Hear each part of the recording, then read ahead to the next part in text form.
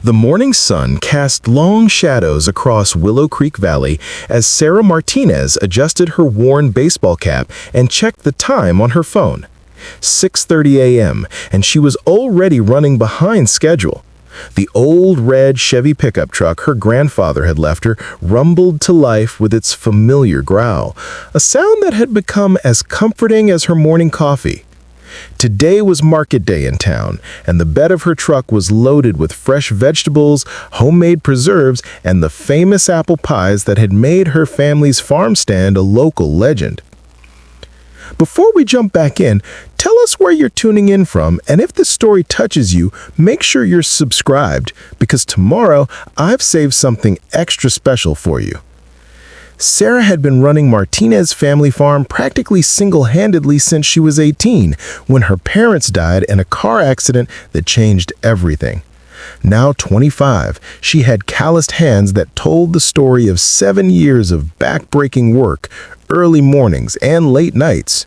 Her younger brother Jake had joined the Army right after high school, leaving Sarah to manage the 100-acre property that had been in their family for 3 generations. She never complained, never asked for pity, and never backed down from a challenge. The farm sat at the end of Maple Ridge Road, a winding gravel path that connected to the main highway through a single gate. That gate had become both a blessing and a curse over the years. It provided privacy and security for the property, but it also created a bottleneck that some of the local troublemakers had discovered they could exploit. As Sarah drove down the familiar dirt road toward the gate, she mentally reviewed her day ahead. The Saturday farmers market in Millbrook was her biggest revenue generator each week.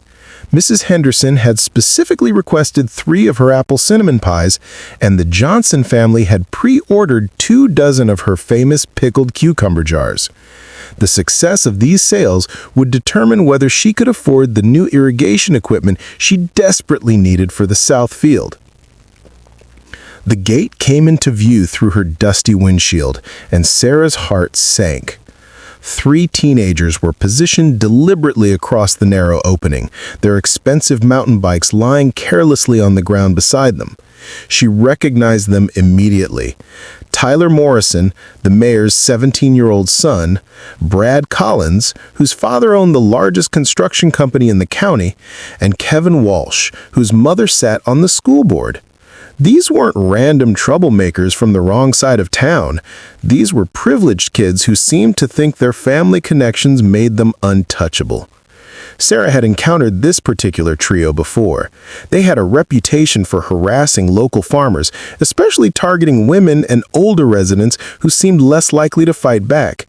Their favorite game was blocking access roads and demanding tolls, or simply causing enough delays to ruin someone's day.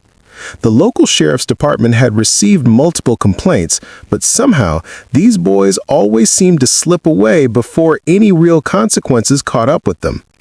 She brought the truck to a stop about 20 feet from the gate and took a deep breath. Through her rearview mirror, she could see the passenger door of her truck where her brother Jake sat quietly. He had arrived home just 2 days ago on his first leave in 8 months, and Sarah had been thrilled when he offered to come along to help with the heavy lifting at the market. Jake was different now, quieter, more intense, with eyes that seemed to see everything and miss nothing. His 3 tours in Afghanistan had changed him in ways that Sarah was still learning to understand. "Looks like we've got company," Jake said quietly, his voice carrying that calm, measured tone he'd developed overseas. He was dressed simply in jeans and a plain gray t-shirt, nothing that would immediately identify him as military. His dark hair was longer than regulation length, and his beard had grown out during his leave. To the casual observer, he might have looked like any other small-town guy in his mid-20s. Tyler Morrison stepped forward with the swagger of someone who had never faced real consequences for his actions. He was tall for his age, with the kind of athletic build that came from good nutrition and expensive gym memberships rather than actual hard work. His designer sneakers probably cost more than Sarah spent on groceries in a month. Well, Tyler called out with a smirk that made Sarah's jaw clench. "Look who we have here. Little Sarah Martinez in her broken-down truck full of dirt vegetables. You know, there's a toll for using this road now. We're the official collectors." Brad Collins laughed and added, "Yeah, the toll is $50. Or maybe we'll take one of those pies I smell. Consider it a community service. We're saving people from food poisoning." Kevin Walsh, always the follower, simply nodded along with whatever his friend said. He kept glancing nervously toward the truck, as if something about the situation didn't feel quite right to him, but he was too invested in maintaining his position in the group to speak up. Sarah felt her temper rising, but she had learned over the years to keep her emotions in check when dealing with bullies. Losing her cool would only give them more ammunition to use against her and might even escalate the situation to a point where someone could get hurt. She rolled down her window halfway and spoke in a steady, firm voice. "Boys, I don't have time for games this morning. I've got customers waiting for me in town, and you're blocking a private road. I need you to move so I can get through." Tyler smirked widened. "Oh, is that what you need? Well, I need a lot of things too. I need a new car, I need my parents to stop nagging me about college applications, and I need entertainment. And right now, watching you squirm is pretty entertaining." The morning air was thick with tension as the three teenagers positioned themselves more deliberately across the gate opening. Tyler Morrison pulled out his phone and started recording, a move that immediately put Sarah on high alert. She had seen this tactic before: create a confrontation, film the response, and then edit the footage to make the victim look like the aggressor. "This is going on social media," Tyler announced with obvious delight. "Everyone's going to see how the crazy farm girl loses her mind over a little harmless fun." Brad Collins picked up a small rock and tossed it casually in the air, catching it with one hand in what was clearly meant to be an intimidating gesture. "You know, Sarah, maybe you should consider finding a different line of work. Farming seems pretty stressful for someone like you. Maybe something more feminine." The condescension in his voice made Sarah's knuckles whiten as she gripped the steering wheel. She had heard variations of this theme her entire adult life. The suggestion that she wasn't cut out for the physical demands of farm work, that she should find a nice office job or get married and let a man handle the heavy lifting. What these boys didn't understand was that every day she proved them wrong simply by existing, by succeeding, by refusing to give up on the legacy her family had built. Jake remained perfectly still in the passenger seat, but Sarah could sense the subtle change in his posture. His breathing had become slightly more controlled, and his eyes had taken on that laser focus she had noticed when he first came home. He was assessing the situation with the methodical precision of someone trained to identify threats and neutralize them efficiently. "Look," Sarah tried again, forcing her voice to remain calm and reasonable. "I understand you think this is funny, but I have a business to run. People are counting on me to show up at the market this morning. Please just step aside and let us through." Kevin Walsh shifted uncomfortably and whispered something to Tyler that Sarah couldn't hear. Whatever he said made Tyler's expression harden with anger. "Shut up, Kevin. Don't go soft on me now." He turned back toward the truck and raised his voice. "Here's what's going to happen, farm girl. You're going to sit there for as long as we want you to sit there. And if you don't like it, you can call the sheriff and wait another hour for him to show up. By then, your precious market day will be over." This wasn't just harassment anymore. This was a deliberate attempt to sabotage her livelihood. Sarah realized that these boys probably planned this whole encounter. They knew her schedule, knew how important the Saturday market was to her income, and knew that causing even a 2-hour delay could cost her hundreds of dollars in lost sales. Brad Collins stepped closer to the truck and placed his hand on the hood, leaving a deliberate handprint on the freshly washed surface. "Nice truck. Probably held together with rust and prayers. How long do you think it would take to get parts if something happened to it?" The implied threat hung in the air like smoke. Sarah felt her heart rate increase, not from fear, but from the pure rage that came with being cornered and threatened. She had worked too hard and sacrificed too much to let 3 spoiled teenagers destroy everything she had built. "You know what I think?" Tyler continued, emboldened by his friend's laughter. "I think you're all alone out here with no one to help you. I think you're going to learn today that actions have consequences, and maybe next time you'll be more respectful when you talk to us." That's when Jake spoke for the first time since they had stopped.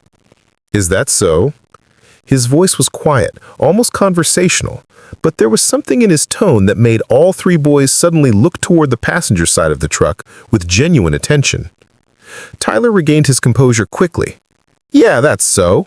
And who are you supposed to be? Her boyfriend? Another loser farmer who thinks he's tough?"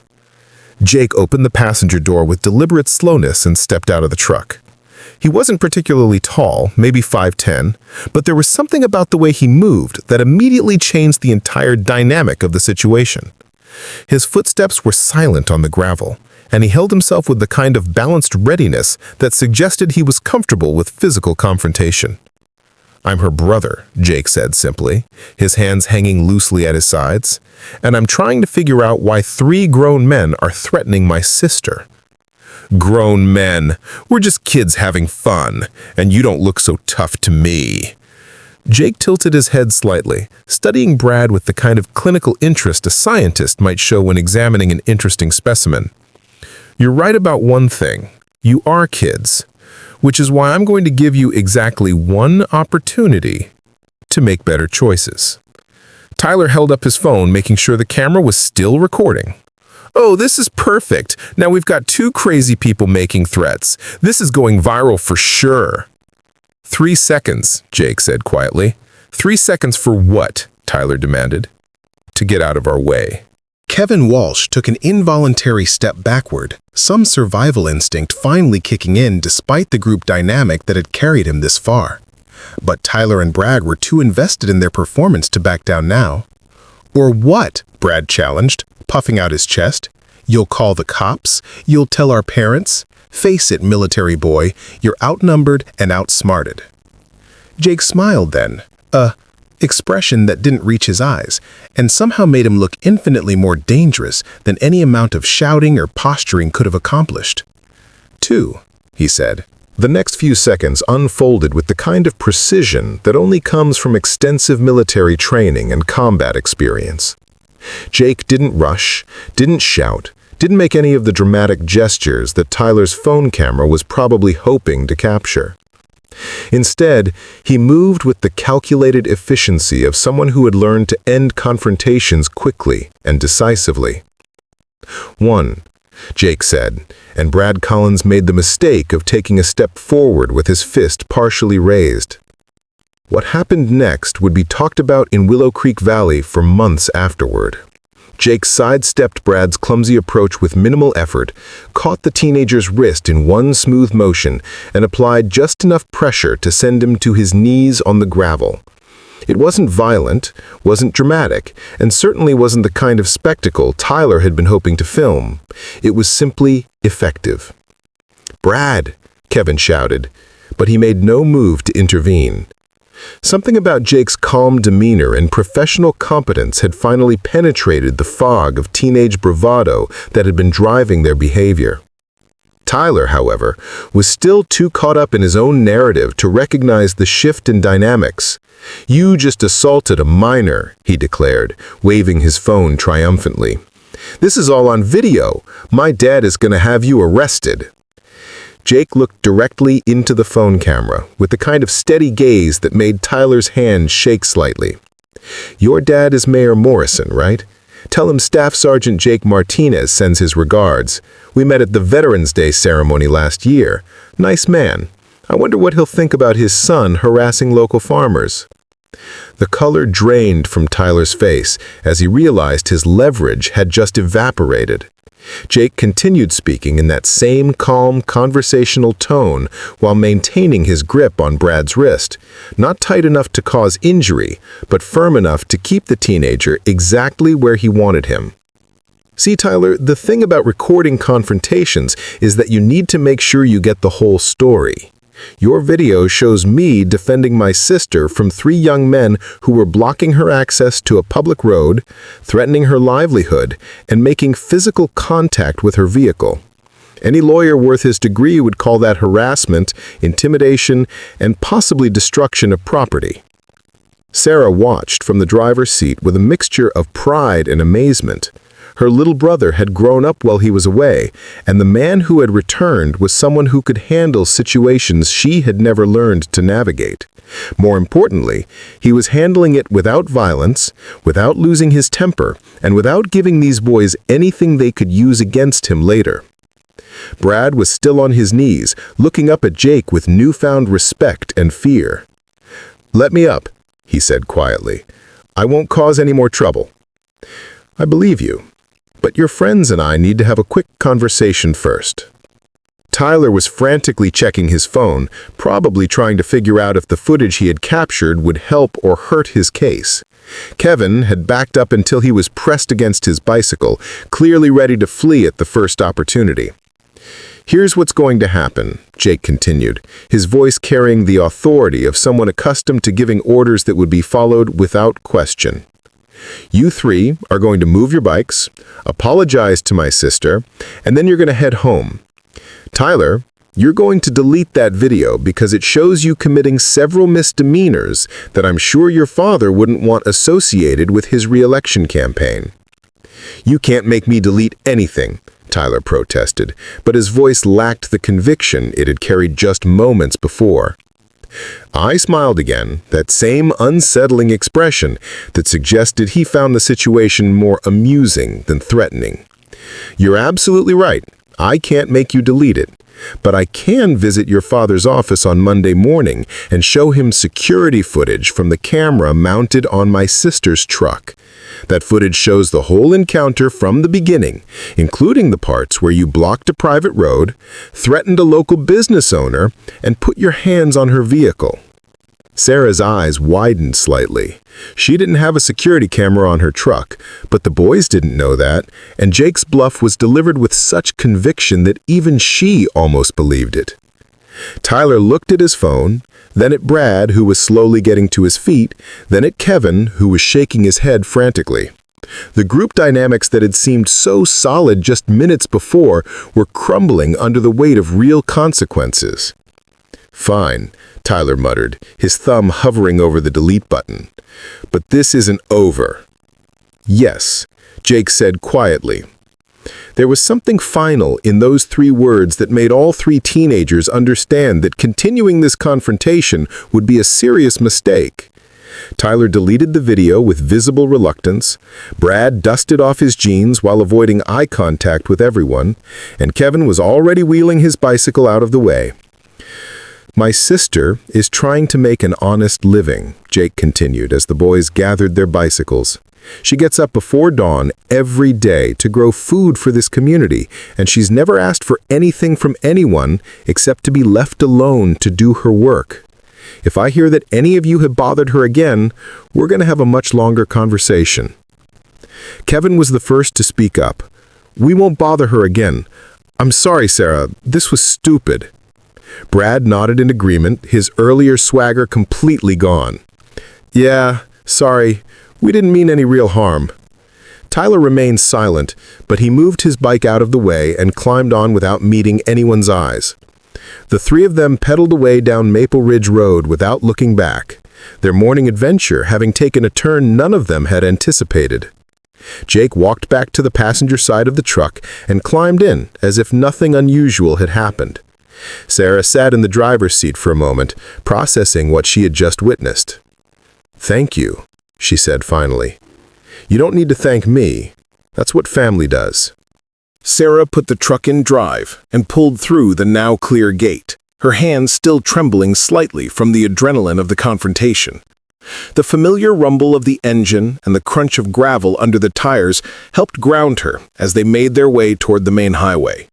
She glanced over at Jake, who was looking out the passenger window with that same calm expression he had worn throughout the entire encounter. "How did you know Tyler's dad was the mayor?" she asked, breaking the silence that had settled between them. Jake turned toward her with a slight smile. "I didn't, but I know the type. Kids like that don't develop that level of entitlement in a vacuum. They get it from somewhere, usually from parents who have some kind of local power or influence. When he mentioned his dad having me arrested, I took a guess. And the security camera on the truck? Complete bluff, Jake admitted. But they didn't know that, and fear of consequences is often more powerful than actual consequences. Sarah shook her head in amazement. The brother who had left for basic training 7 years ago had been protective but impulsive, quick to anger, and quicker to throw punches when someone threatened his family. The man sitting beside her now had the same protective instincts, but wielded them with surgical precision. 3 tours changes you, Jake said quietly, as if reading her thoughts. You learn to assess situations quickly, to understand leverage, and to end problems before they escalate into something that gets people killed. They reached the main highway, and Sarah turned toward Millbrook, the county seat where the weekly farmers market drew customers from 3 surrounding towns. The drive would take about 20 minutes, giving them time to decompress from the morning's events and focus on the business ahead. Preparing and narrating this story took us a lot of time, so if you are enjoying it, subscribe to our channel. It means a lot to us. Now, back to the story. As they drove through the rolling hills of rural Pennsylvania, Sarah found herself reflecting on how much her life had changed since Jake left for the Army. She had been forced to grow up fast after their parents' death, but she had always known she could handle the physical demands of farm work. What she hadn't anticipated was how challenging it would be to navigate the social and business aspects of running an agricultural operation as a young woman. The harassment from Tyler Morrison and his friends wasn't an isolated incident. Over the years, Sarah had dealt with suppliers who assumed she couldn't make decisions without a man's input, customers who questioned the quality of her produce because it was grown by a girl, and competitors who spread rumors about her methods or financial stability. Each challenge had made her stronger and more determined, but it had also made her more guarded and less trusting. "You know," Jake said, interrupting her thoughts, "I've been thinking about those boys. They're not bad kids necessarily. They're just kids who have never faced real consequences for their actions." Sarah considered this perspective. Tyler Morrison had grown up as the mayor's son in a small town where his family name opened doors and excused behavior. Brad Collins came from money and influence through his father's construction business. Kevin Walsh seemed to go along with whatever his friends decided, probably afraid of losing his place in their social circle. "Maybe," she replied, "but intent doesn't matter much when someone is trying to destroy your livelihood.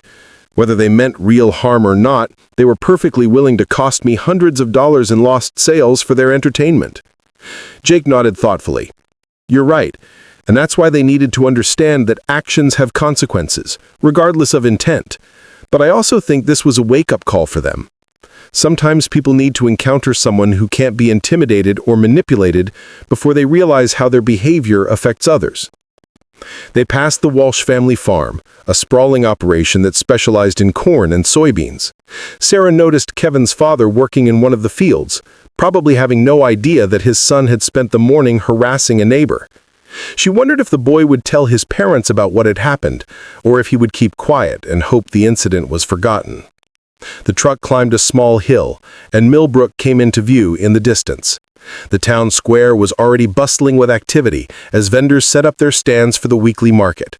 Sarah's stand was positioned in what locals called the food row, between Mrs. Chen's organic herbs and the Kowalski family's artisan breads.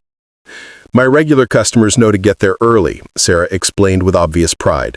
"Mrs. Henderson always arrives at 8 o'clock sharp for her pies.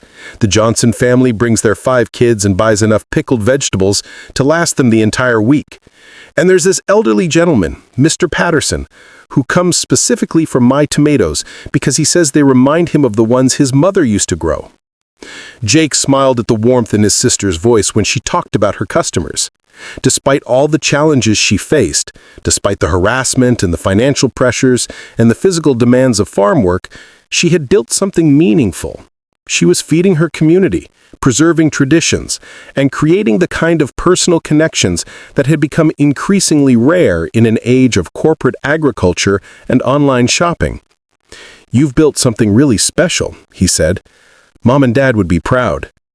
Sarah felt tears prick at the corners of her eyes. She rarely allowed herself to think about what their parents would think of her choices, partly because the pain of their absence was still sharp, even after 7 years, and partly because she was afraid they might have wanted something different for her. Their father had always hoped she would go to college, maybe become a teacher or a nurse.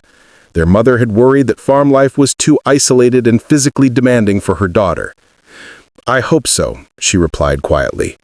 "I sometimes wonder if I'm doing the right thing, staying on the farm instead of pursuing some other kind of life." "Are you happy?" Jake asked. Sarah considered the question seriously. Happiness seemed like a luxury she rarely had time to contemplate. Her days were filled with work and worry, with the constant pressure of making ends meet, and the exhaustion that came from managing a complex operation largely by herself. But there were moments, watching the sunrise over fields she had planted with her own hands, seeing the satisfaction on a customer's face when they tasted one of her pies, feeling the solid connection to the land that her grandparents had worked, that felt like something deeper and more meaningful than happiness. "I'm fulfilled," she said finally. "I'm doing work that matters, work that feeds people, and connects me to something bigger than myself. I don't know if that's the same as being happy, but it feels right." They were entering Millbrook now, driving past the historic courthouse and the row of Victorian houses that had been converted into antique shops and art galleries. The farmers' market was set up in the town square, a picturesque space surrounded by mature oak trees and featuring a gazebo that dated back to the 1890s.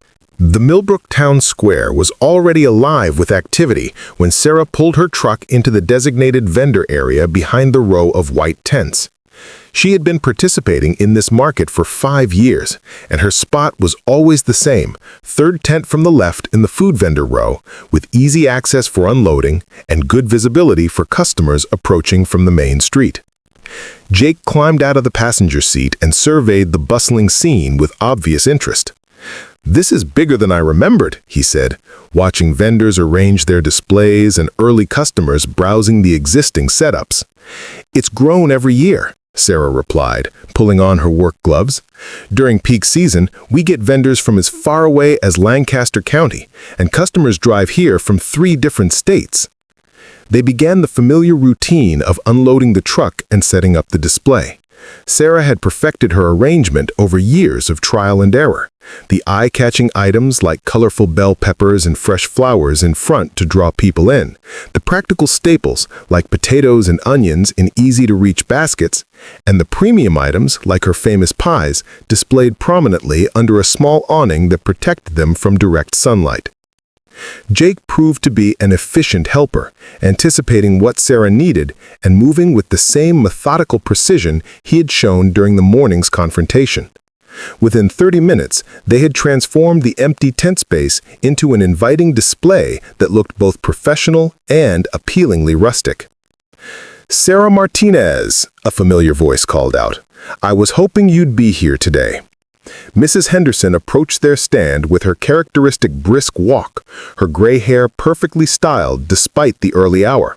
She was exactly the kind of customer Sarah treasured, loyal, punctual, and willing to pay premium prices for quality products.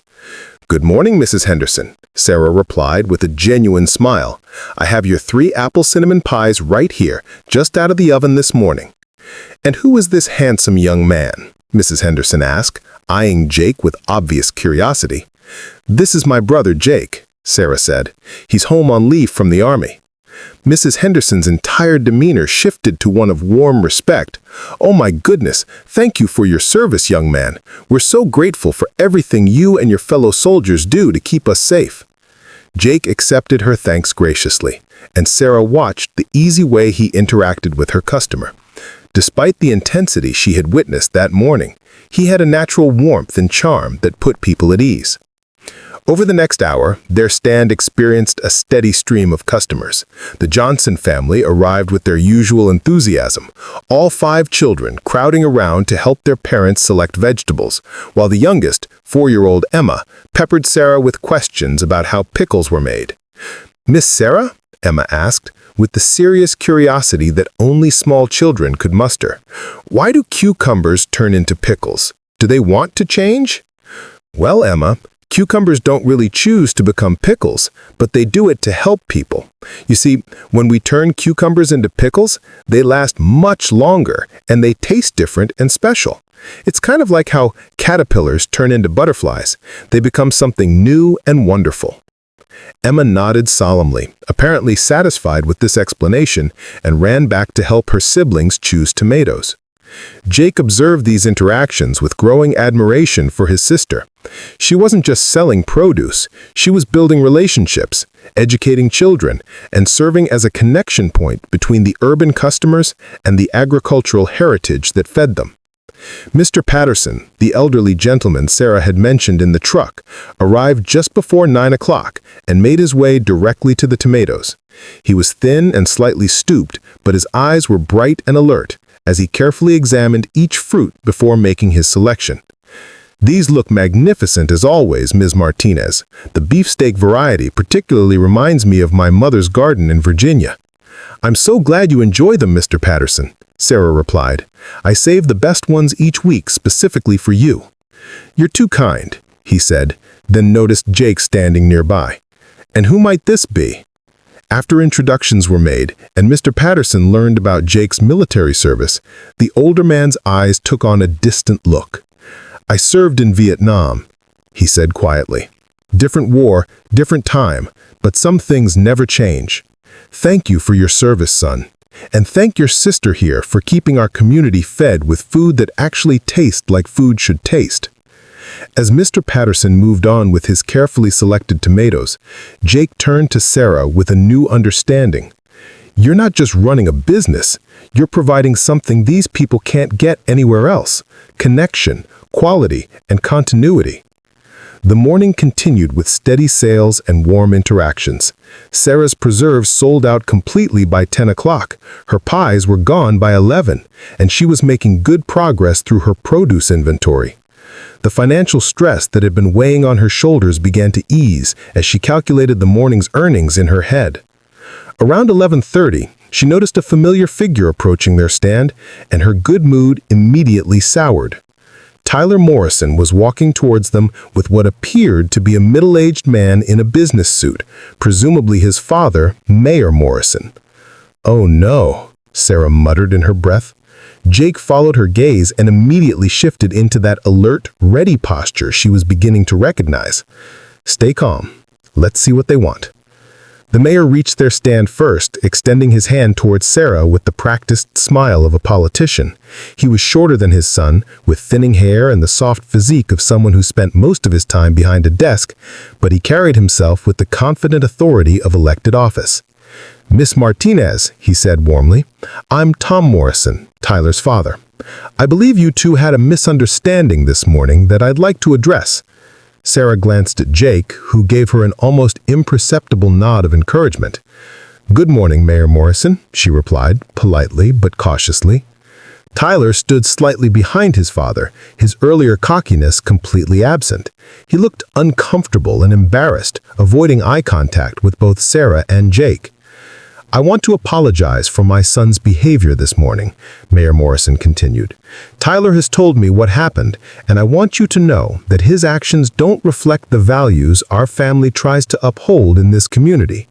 The conversation that followed would later be remembered by Sarah as a masterclass in diplomacy and conflict resolution. Mayor Morrison proved to be everything his son was not: thoughtful, respectful, and genuinely concerned about making things right. "Tyler has something he wants to say to you," the mayor continued, placing a firm hand on his son's shoulder. Tyler stepped forward reluctantly, his face flushed with embarrassment. When he spoke, his voice lacked any trace of the arrogant bravado he had displayed that morning. "Sarah, I want to apologize for blocking your gate and for the things I said. It was stupid and wrong, and I'm sorry for trying to mess up your business day." Sarah studied the teenager's face, looking for signs of sincerity or just performance for his father's benefit. What she saw was genuine shame and what appeared to be real remorse. "I accept your apology, Tyler," she said quietly, "but I need you to understand that what you and your friends did this morning wasn't harmless fun. This market day represents a significant portion of my weekly income.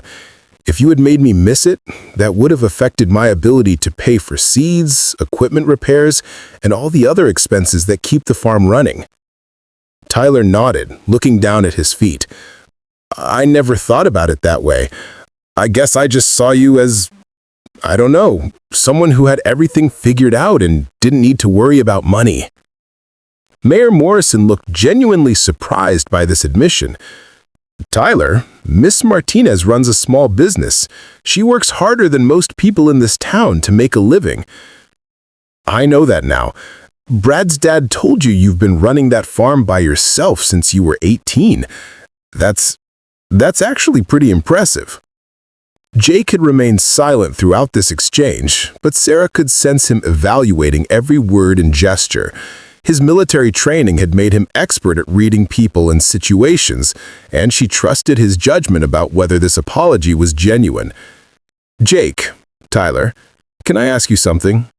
The teenager looked up nervously. Sure. This morning, when you were blocking the gate, what did you think was going to happen? What was your end goal? Tyler considered the question seriously.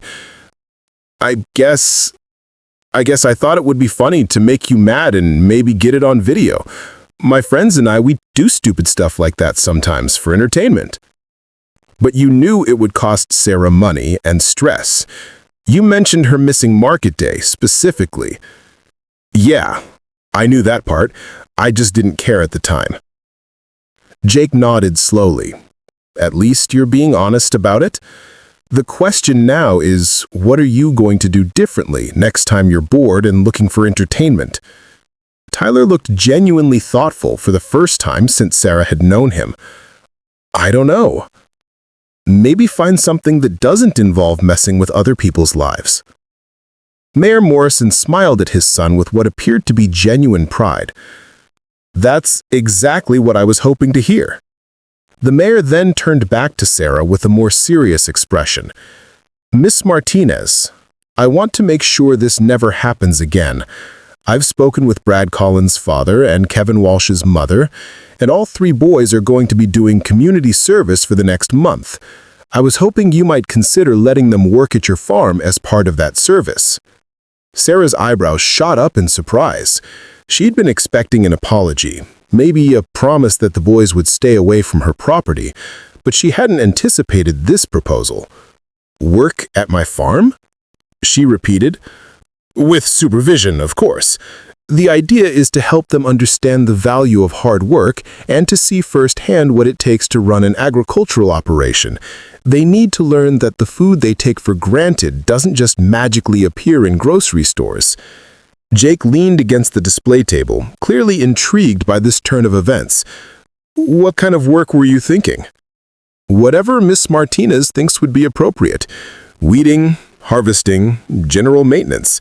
The goal isn't to provide free labor. We'll pay them a fair wage for their time. The goal is education and accountability. Sarah found herself considering the proposal seriously.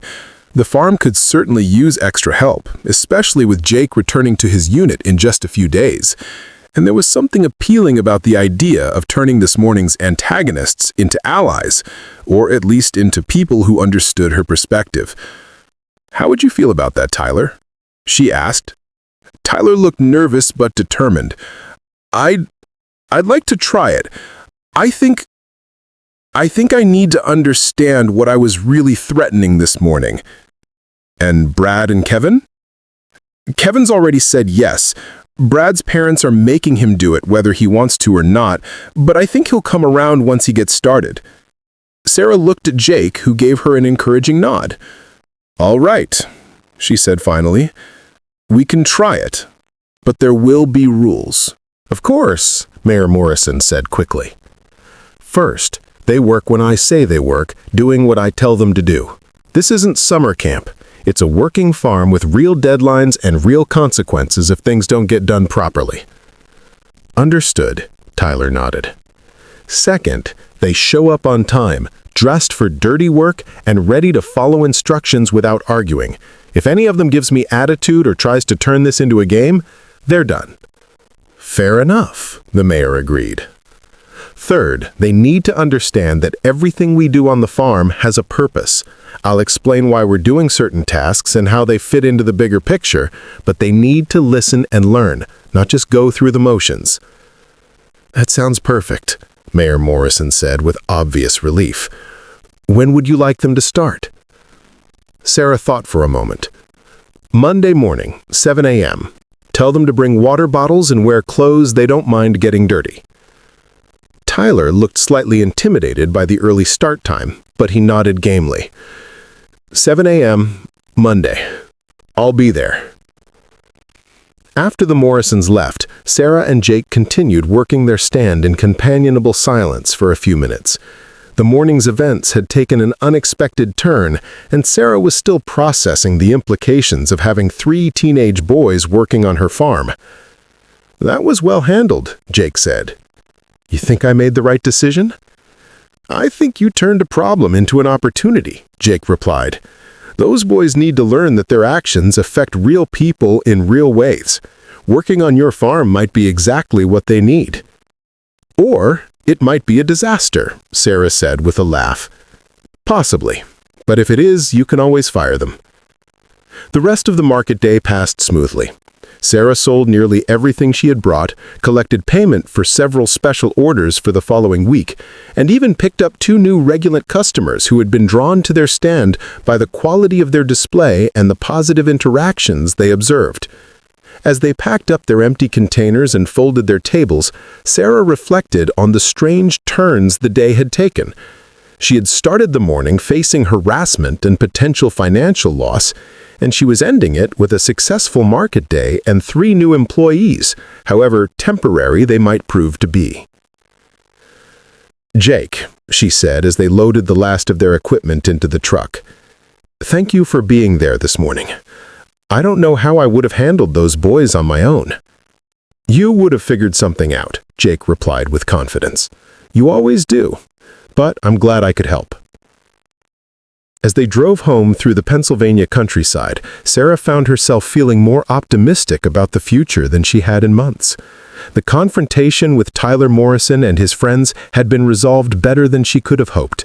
Her business was thriving, and for the first time in years, she had family support in managing the challenges of farm life. The gate to Martinez Family Farm came into view, standing open and unobstructed in the afternoon sunshine.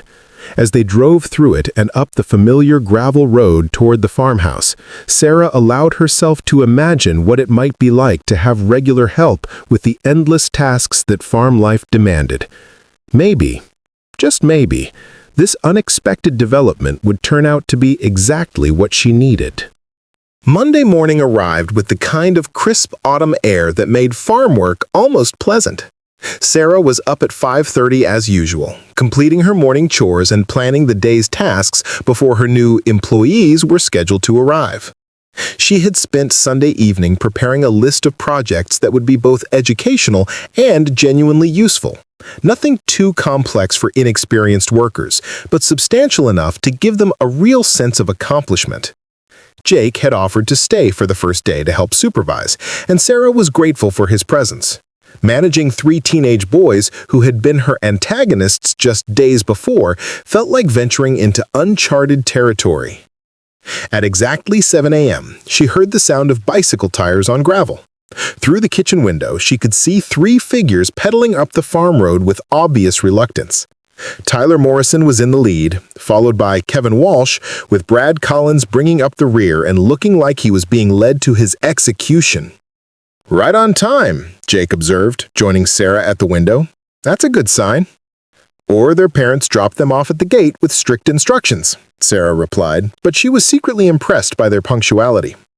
The 3 boys dismounted their bikes near the farmhouse and stood in an uncertain cluster, clearly unsure of what they were supposed to do next.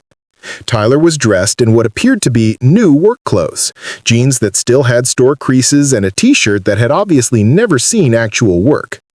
Kevin wore clothes that suggested he had at least helped with yard work before, while Brad looked like he had raided a thrift store for the oldest, most disposable outfit he could find. Sarah and Jake emerged from the house, and the boys straightened up with obvious nervousness. Good morning, Sarah said briskly. I'm glad to see you all made it on time. Before we start, I want to make sure everyone understands what we're doing here. This isn't punishment, it's education. You're here to learn what it takes to produce the food that ends up on your tables. Tyler nodded earnestly. Yes, ma'am. First rule, safety comes first, always. If you don't understand how to do something, ask. If something seems dangerous, stop and get help. I'd rather have you interrupt me 100 times than have someone get hurt. The boys nodded in unison. Second rule, we start with basic tasks and work our way up to more complex ones as you learn. Don't expect to be operating machinery or handling livestock right away. We're going to be working with animals? Kevin asked with obvious excitement. Sarah smiled at his enthusiasm. Eventually, yes. But today we're going to start with something simpler. Follow me. She led them toward the vegetable gardens where several beds needed to be cleared of summer plants that had finished producing. The morning sun was warming the air, and the smell of rich earth and decomposing plant matter filled the space between the neat rows. This is where most of your work will begin, Sarah explained, stopping beside a bed of spent tomato plants. These plants gave us fruit all summer, but now they're done for the season. We need to clear them out so we can prepare the soil for winter cover crops. Brad looked at the tangled mass of brown vines and withered leaves with obvious distaste. We're supposed to pull all that up? That's exactly what we're supposed to do, Jake said, stepping forward with a pair of heavy work gloves. But there's a right way and a wrong way to do it. For the next hour, Jake and Sarah demonstrated proper techniques for clearing garden beds. They showed the boys how to cut plants at ground level rather than pulling them up by their roots, how to separate healthy plant material for composting from diseased plants that needed to be disposed of differently, and how to work efficiently without damaging the soil structure. Tyler threw himself into the work with surprising enthusiasm, asking questions about why certain techniques were preferred and showing genuine interest in the answers. Kevin worked steadily but quietly, occasionally stopping to examine interesting insects or to ask about plants he didn't recognize. Brad predictably complained about the dirt under his fingernails and the smell of decomposing vegetation, but he kept working without actually refusing to participate. Tyler, Sarah said during a water break, you're picking this up quickly. Have you done any gardening before? Not really, but my grandmother always talked about her victory garden during World War II. She said growing your own food was a matter of survival back then. It still is in many ways, Sarah said. It's just that most people have forgotten that connection between the land and their dinner table.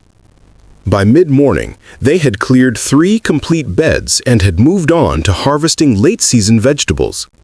Sarah demonstrated how to identify ripe winter squash, how to properly harvest root vegetables without damaging them, and how to handle delicate greens to maintain their quality.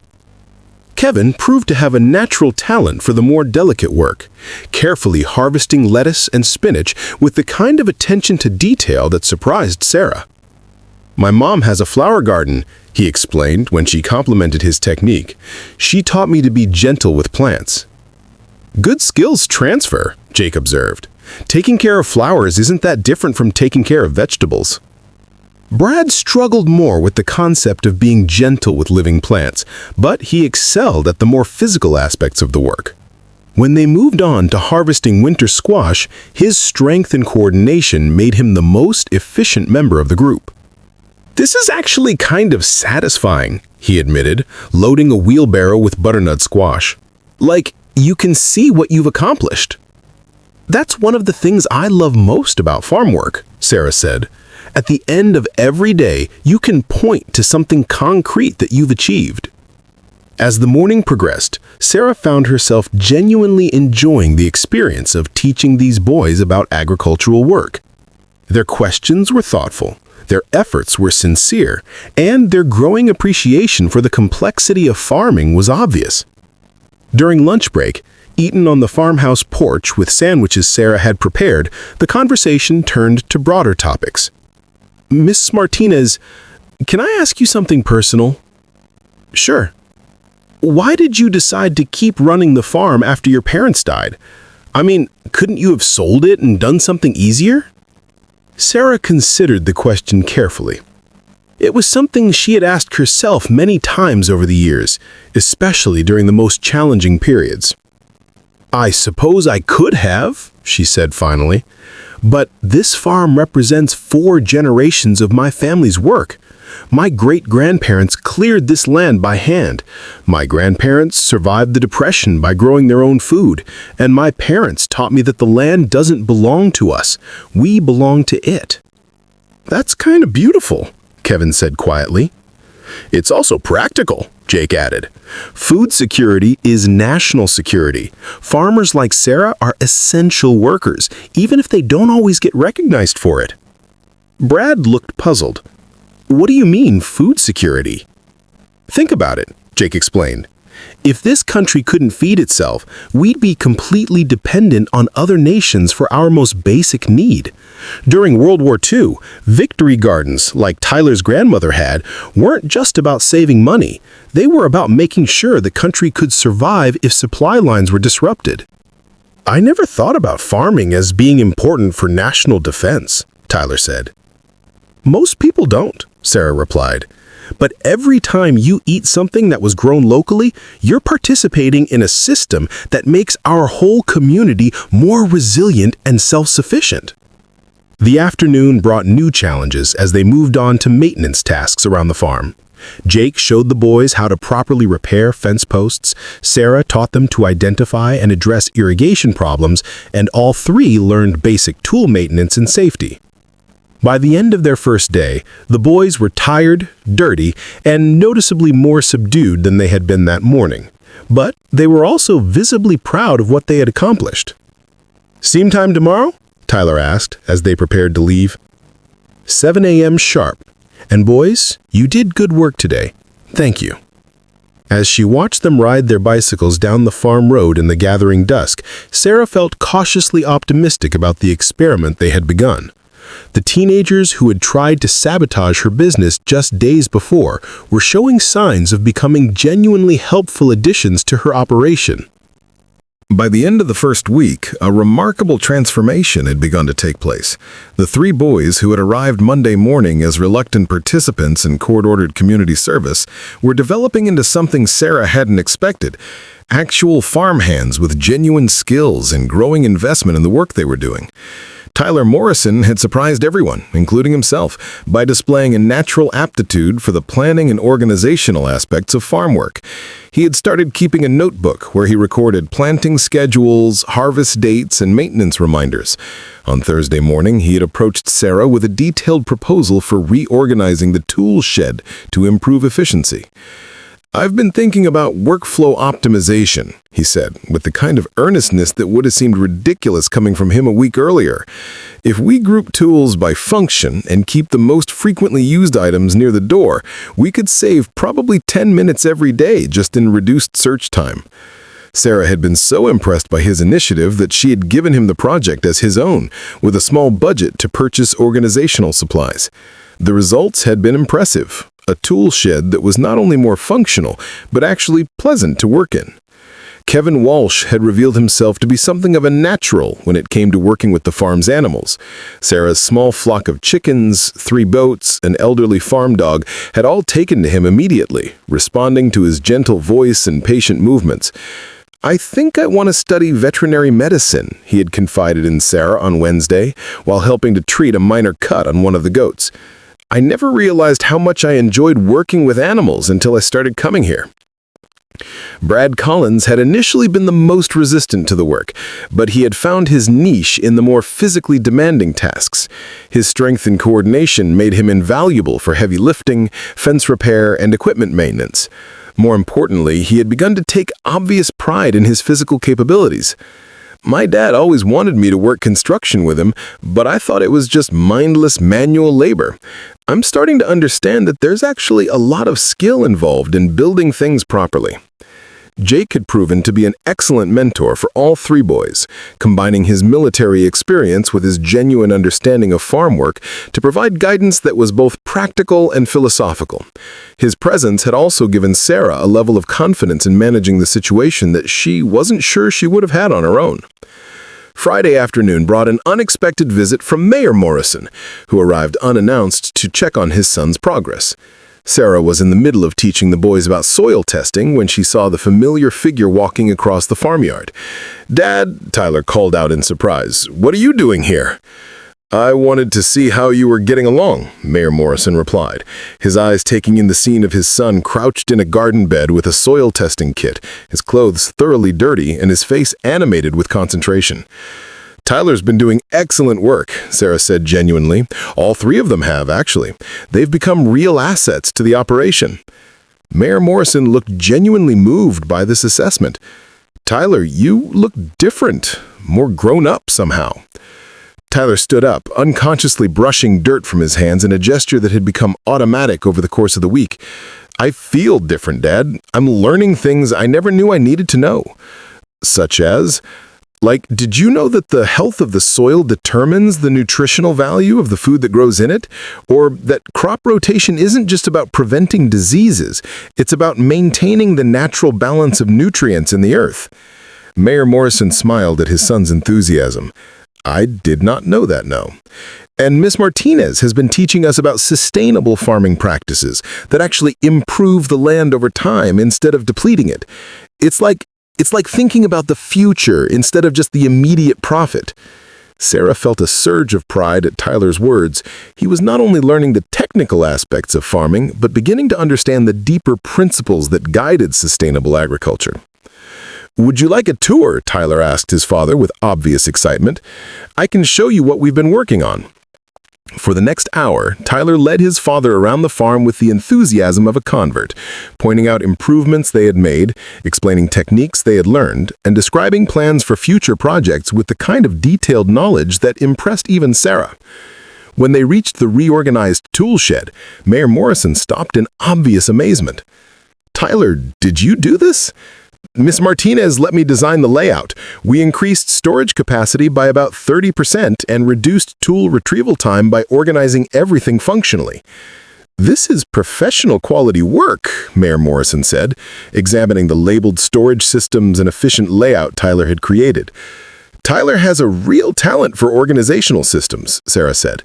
"He's been talking about studying agricultural business management in college."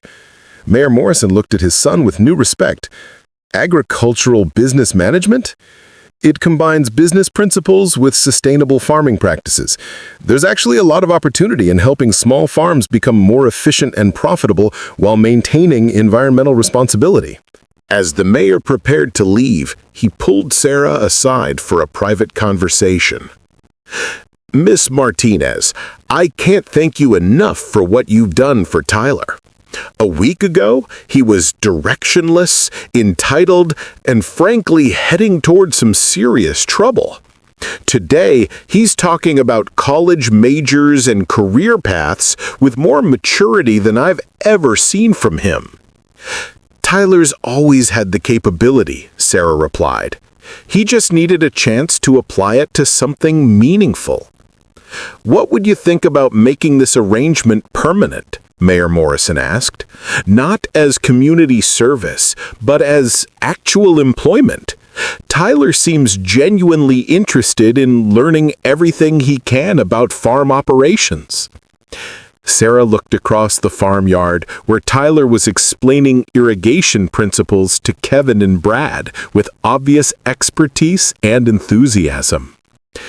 "I think that could work very well for everyone involved," she said.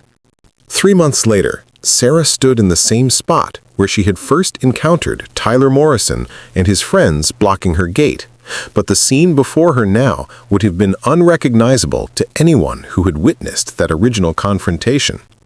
The November morning was crisp and clear, with frost glittering on the grass and a kind of perfect blue sky that made autumn in Pennsylvania feel like a gift. Tyler was crouched beside the gate, making adjustments to a new electronic security system he had researched, purchased, and installed himself. The system allowed Sarah to open and close the gate remotely from her house or truck, eliminating the need to get out and manually operate it during bad weather or when she was carrying delicate produce to market. The motion sensors are calibrated to ignore small animals, but alert us to any vehicles or people approaching after dark, Tyler explained to Kevin, who was taking notes in his own notebook. And the camera system feeds directly to Ms. Martinez's phone, so she can see who's at the gate before deciding whether to let them in. Brad was nearby, putting finishing touches on a new wooden sign he had built and painted for the farm entrance. The sign was professional quality, featuring the farm's name in elegant lettering, along with contact information and operating hours. His woodworking skills had developed remarkably over the past months, and he had become Sarah's go-to person for any construction or repair projects. "What do you think?" Brad called out, stepping back to admire his handiwork. Sarah examined the sign with genuine appreciation. "It's beautiful, Brad. Professional grade. You should be proud of that work." The transformation in all three boys had been remarkable, but it was more than just the development of practical skills. They had gained confidence, work ethic, and a sense of purpose that extended far beyond their hours on the farm. Tyler had indeed decided to pursue agricultural business management in college, and his grades had improved dramatically as his focus shifted from rebellion to preparation for his future career. He had even started a small side business helping other local farms with organizational consulting and basic business planning. Kevin had maintained his interest in veterinary medicine and was volunteering at the local animal clinic in addition to his farm work. His gentle approach with animals had proven to be more than just natural talent. It was a genuine calling that was shaping his entire academic and career trajectory. Brad had discovered a passion for sustainable construction and was planning to study environmental engineering with a focus on agricultural applications. His strength and coordination, which had once been directed toward intimidation and troublemaking, were now channeled into building things that would last and improve people's lives. Jake had returned to his unit after his leave ended, but he maintained regular contact with Sarah and had become something of a mentor to the three boys through video calls and letters. His influence had helped them understand the broader implications of the work they were doing and the values they were developing. "You know," Tyler said, standing up from his work on the gate controls, "I've been thinking about what happened here in August." "What about it?" Sarah asked. "I keep trying to figure out what would have happened if your brother hadn't been in the truck that day. I mean, obviously we wouldn't have learned our lesson the way we did, but would we have just kept escalating until someone really got hurt?" Brad stopped his work on the sign and turned to join the conversation. "I think about that too. We were heading down a pretty dark path, weren't we?" "You were angry kids with too much time and not enough purpose," Sarah said diplomatically. "That's not unusual, but it is dangerous if it doesn't get redirected." Nan nodded thoughtfully. "My parents have been talking about how different I am now. My mom says I seem more grounded, more focused on things that actually matter." "Work has a way of doing that," Sarah replied. "When you're responsible for something meaningful, whether it's caring for animals or growing food or building something useful, it changes how you see yourself and how you see the world." Tyler activated the new gate system with obvious satisfaction, watching as it opened and closed smoothly in response to his commands. "Ms. Martinez, can I ask you something that's been on my mind?" "Of course." "That morning when we blocked your gate, you could have called the sheriff, or you could have tried to force your way through, or you could have just given up and gone home. But you didn't do any of those things. You stayed calm and tried to reason with us. Why?" "I think I recognized something in you three that reminded me of myself at your age. You were frustrated and angry and looking for something to push against. The difference was that I had the farm to channel those feelings into something productive. You didn't have that outlet." "So you saw potential in us even when we were being horrible?" Brad asked. "I saw energy that was being wasted," Sarah replied. "Energy that could be redirected if someone was willing to take the time and effort to show you a better way to use it."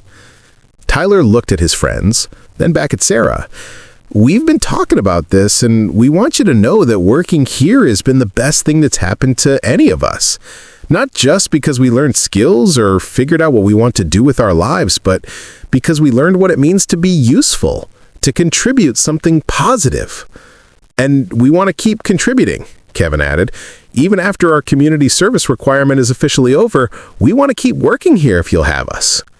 Brad nodded in agreement. "This place has become important to us.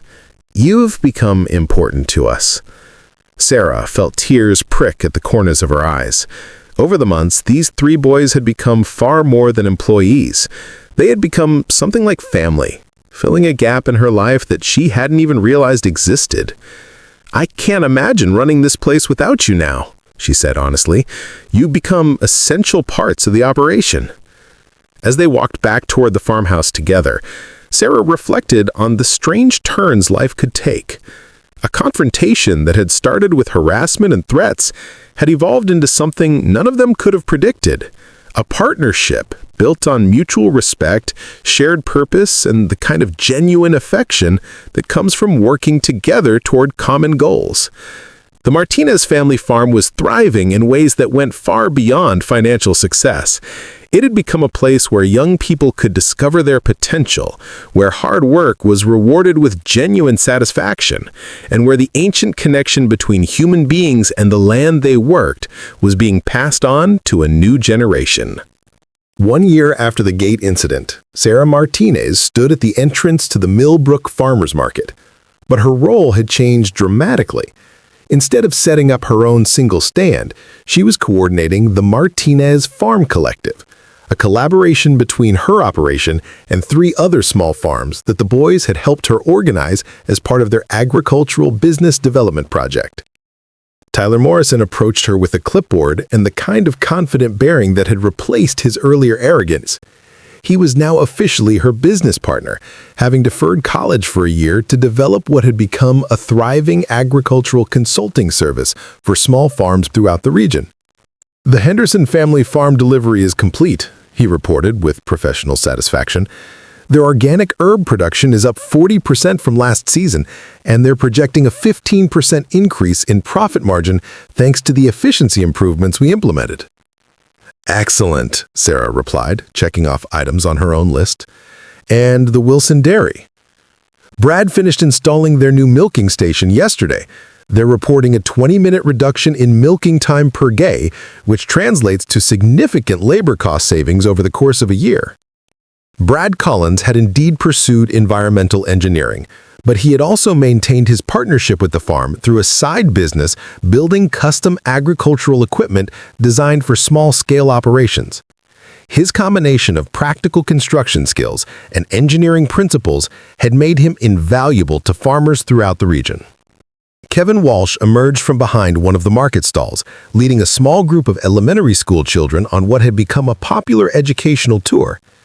His veterinary studies were progressing well, but he had also developed a passion for agricultural education that was opening new opportunities for the farm collective. And that's how farmers work with nature to grow the food that keeps us healthy. Plants, animals, soil, and people all work together as part of the same system. A small girl raised her hand. "My daddy says farming is hard work." "Your daddy is absolutely right," Kevin replied with a smile. "But it's the kind of hard work that feeds families and takes care of the land for future generations. That makes it special." Sarah watched this interaction with the deep satisfaction that came from seeing someone discover and develop their calling. The angry, directionless teenager who had helped block her gate a year ago had become a confident young man who was inspiring children to appreciate the source of their food and the people who produced it. Jake Martinez appeared at her elbow, having returned from his latest deployment 2 weeks earlier. His second tour overseas had been followed by an assignment to a base in Virginia, which kept him close enough to visit regularly and maintain his role as mentor to the 3 young men who had become so important to the farm's success. "Quite a transformation," he observed, taking in the bustling scene of the Martinez Farm Collective's expanded presence at the market. "Sometimes I can barely believe it myself," Sarah replied. "A year ago, I was a one-woman operation struggling to make ends meet. Today, we're employing 6 people full-time and providing consulting services to farms across 3 counties." "You created something bigger than a business. You created a model for how young people can connect with agricultural work in a way that's economically viable and personally fulfilling." The success of the Martinez Farm Collective had indeed attracted attention from beyond the community. Agricultural extension agents from the state university had visited to document their methods. A regional farming magazine had featured them in a cover story about innovative approaches to small farm sustainability. Most importantly, other communities were beginning to replicate their model of pairing experienced farmers with young people who could bring fresh energy and modern business techniques to traditional agricultural operations. Mayor Morrison approached their booth with obvious pride, accompanied by a woman Sarah recognized as a reporter from the county newspaper. "Miss Martinez," the mayor said warmly, "I'd like you to meet Jennifer Walsh from the Tribune. She's doing a feature story about the economic development impact of the Farm Collective program." "It's a pleasure to meet you," the reporter said, extending her hand. "I've been hearing remarkable things about what you've accomplished here." "It's been a team effort," Sarah replied, gesturing toward Tyler, Brad, and Kevin. "These three young men transformed a conflict into an opportunity, and we all learned from the experience."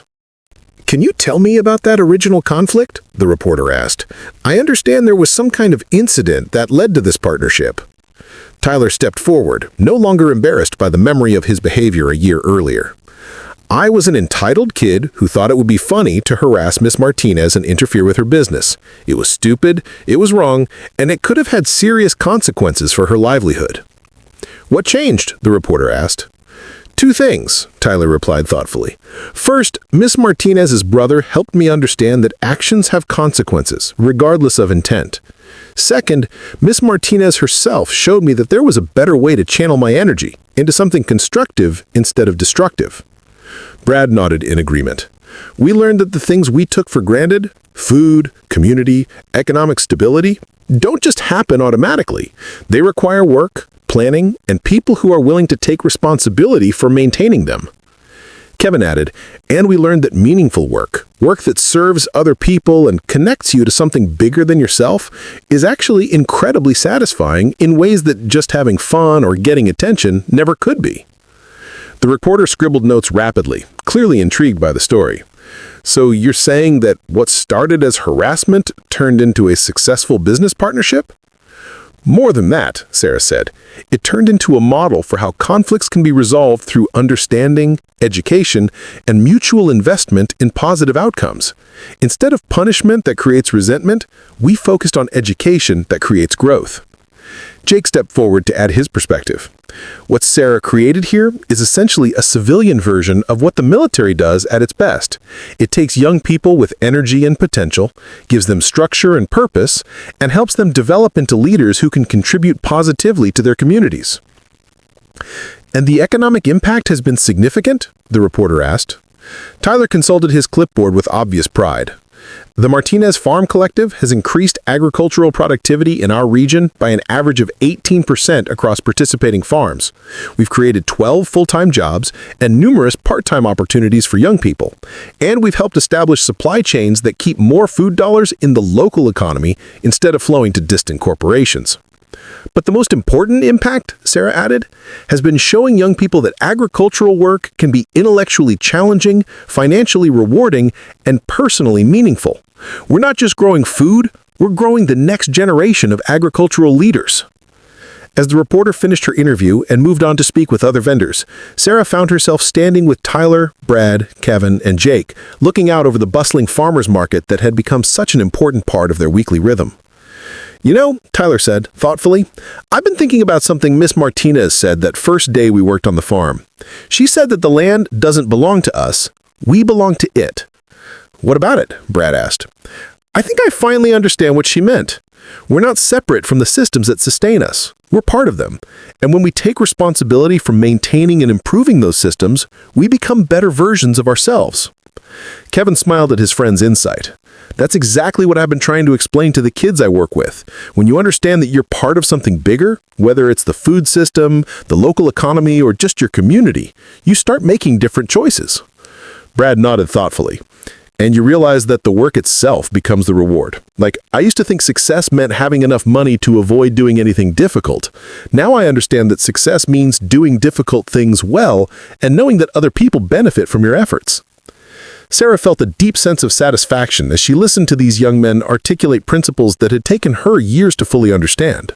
The transformation that had begun with a confrontation at her farm gate had evolved into something none of them could have anticipated, a new model for rural economic development, youth engagement, and community building.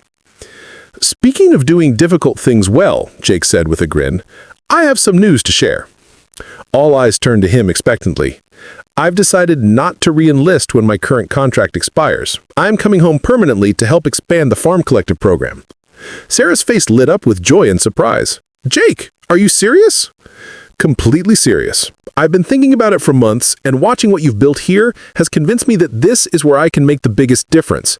There are a lot of rural communities struggling with the same issues we've addressed here: youth leaving for cities, small farms failing, local economies declining. I want to help replicate this model in other places." Tyler's expression became animated with excitement. "That would be incredible. We've been getting inquiries from communities in Ohio, West Virginia, and North Carolina about how to start similar programs." Exactly, Jake replied. "And with my military logistics experience combined with what I've learned about agricultural operations, I think we could develop a systematic approach to launching farm collective programs in struggling rural areas." The conversation was interrupted by the arrival of Mrs. Henderson, Sarah's longtime customer, who had become something of a patron saint of the farm collective. She approached with her characteristic purposeful stride, carrying a familiar basket for her weekly purchases. "Sarah, dear," she said warmly, "I wanted you to know that I've been telling everyone I meet about what you've accomplished here. My sister in Pittsburgh is trying to convince some young people in her neighborhood to start something similar in the urban farms there." "Urban farms?" Kevin asked with obvious interest. "Oh yes," Mrs. Henderson replied. "There's a growing movement of young people who want to grow food in cities, both for economic reasons and to improve food access in underserved neighborhoods. They're facing many of the same challenges you were dealing with: lack of experience, limited resources, and the need to make small-scale agriculture economically viable." Sarah felt her mind racing with possibilities. The principles they had developed for rural farm collectives, pairing experienced farmers with energetic young people, focusing on education alongside production, building local supply chains, could potentially be adapted for urban agriculture initiatives. "That's an interesting connection," she said thoughtfully. "Urban farming faces different challenges than rural farming, but the basic need for mentorship, business development, and community support is probably very similar." Tyler was already making notes on his clipboard. "We should research urban agriculture programs and see if there are opportunities for collaboration or knowledge sharing." As the morning progressed and the market reached its peak activity level, Sarah found herself reflecting on the remarkable journey that had brought her to this point. The frightened, overwhelmed young woman who had been struggling to keep her family farm afloat just 1 year ago had evolved into a confident agricultural entrepreneur who is helping to reshape rural economic development. More importantly, she had learned that her greatest strength wasn't her ability to work alone, but her ability to create opportunities for others to discover their own potential and invest it in meaningful work. The 3 boys who had once blocked her gate had become young men with clear purpose and growing expertise. Jake had found a new mission that combined his military experience with his agricultural knowledge. And she herself had discovered that her true calling wasn't just growing food, but growing people. As the market day wound down and they began packing up their displays, Sarah received a text message that made her smile. It was from Mayor Morrison, whose support had been crucial for the program's success. "Just got a call from the governor's office. They want to discuss making the farm collective model a statewide initiative. Congratulations on everything you've built." She showed it to the others, who responded with the kind of excited discussion that had become familiar whenever new opportunities for expansion arose. "Statewide implementation would be incredible," Tyler said, "but we'd need to be careful about maintaining the personal relationships that make the program work." "Agreed," Brad replied. "The most important thing is the mentorship aspect. You can't scale that without making sure every location has experienced farmers who are committed to actually teaching, not just supervising." Kevin nodded thoughtfully. and we need to make sure each program is adapted to local conditions and needs. What works in dairy country might not work in areas focused on specialty crops or livestock." Jake smiled at the sophisticated level of their discussion. "You three have become genuine agricultural business experts. I'm proud of how far you've come." As they finished loading the trucks and prepared to head back to the farm, Sarah took one last look around the market square. The scene was familiar: vendors packing up their displays, customers heading home with their weekly purchases, children playing in the spaces between the tents. But her perspective on it had been completely transformed. A year ago, this market had been her lifeline, the place where she fought to survive week by week. Today, it was the launching pad for a movement that was creating opportunities for young people, supporting small-scale agriculture, and building stronger rural communities throughout the region. The gate incident that had started everything was now just a memory, but its lessons remained vivid. Conflicts could become catalysts for positive change when people were willing to look beyond immediate grievances to find common ground and shared interests. Young people who seemed directionless or destructive often just needed someone to show them how to channel their energy into meaningful work. And sometimes, the best way to solve your own problems was to help others solve theirs. As they drove back to Martinez Family Farm, Sarah felt a deep sense of gratitude for the unexpected turns that had led to this moment. The farm that once felt like an overwhelming burden had become the foundation for something much larger and more important than she had ever imagined possible. The gate at the end of Maple Ridge Road came into view, now equipped with Tyler's electronic controls and flanked by Brad's professional signage. As it opened smoothly at their approach, Sarah realized that it had become more than just an entrance to her property. It had become a symbol of transformation, of the power of second chances, and of the extraordinary things that could happen when people chose cooperation over conflict. Tomorrow would bring new challenges, new opportunities, and new young people looking for their place in the world. But today had been a good day, filled with meaningful work, genuine relationships, and the satisfaction that came from building something that would outlast any individual contribution. The Martinez Farm Collective was no longer just Sarah's dream. It had become a shared vision supported by a community of people who understood that their individual success was connected to the well-being of everyone around them. And it had all started with 3 boys who blocked a farm girl's truck at a gate, not knowing that her combat veteran brother was sitting in the passenger seat, ready to turn a moment of conflict into a lifetime of opportunity. Up next, you've got 2 more standout stories right on your screen. If this one hit the mark, you won't want to pass these up. Just click and check them out. And don't forget to subscribe and turn on the notification bell so you don't miss any upload from us.